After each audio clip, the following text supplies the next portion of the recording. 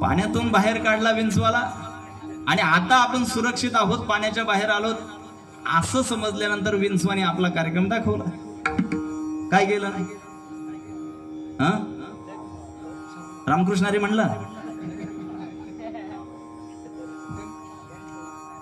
काही विंचू समाजातले वरवर तोंडाने रामकृष्णारी म्हणतात. आता मी त्याचा विस्तार करत नाही. त्याने डंख मारला आणि डंख मारल्या मारल्या नामदेवरायांच्या हाताला झटका बसला. असा हात झटकला, ते परत पाण्यात पडलं. आता ते परत बुडायला लागला. नाथबाबांचा वाचवण्याचा स्वभाव. परत हात घातला, परत बाहेर काढला, परत चावला, परत पडला, परत हात घातला, परत काढला. 1:15 वाजत आले तरी चालूच होत.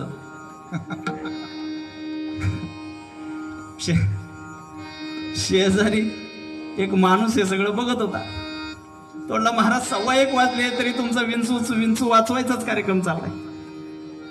अहो जाऊ द्या ना, तो जर सुधारायलाच तयार नाही, तो त्याची चावण्याची वृत्ती सोडायला तयार नाही, कशाला त्याला वाचवताय, द्या ना सोडून. नाथबाबांचं उत्तर ऐका. नाथबाबा म्हणतात, एवढी सजीव आहे विंचू, एवढी सजीव आहे, काय अस्तित्व आहे त्याचं या जगावर? पाय पडला तर मरून जाईल. या पृथ्वीवर त्याचं काय अस्तित्व आहे? एवढी सजीव आहे, पाय पडला तर मरून जाईल. पण एवढी सजीव असून सुद्धा तो त्याचा चावण्याचा स्वभाव सोडत नाही. मी स्वतःला साधू म्हणून घेतो, मी माझा वाचण्याचा स्वभाव का सोडून देऊ? मी वाचवत राहणार, मी त्याला वाचवतच राहणार.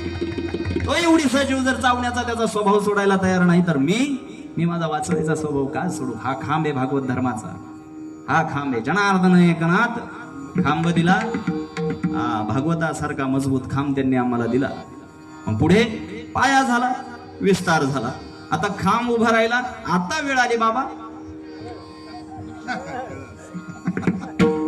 आता वेळ कशाची आली? कळसाची वेळ आली.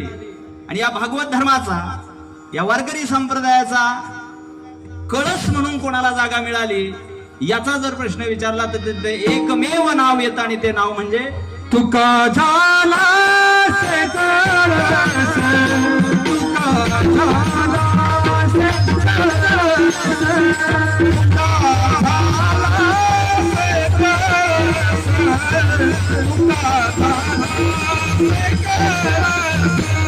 तुका झाला से कळस, तुका झाला से कळस, तुका झाला से कळस, तुका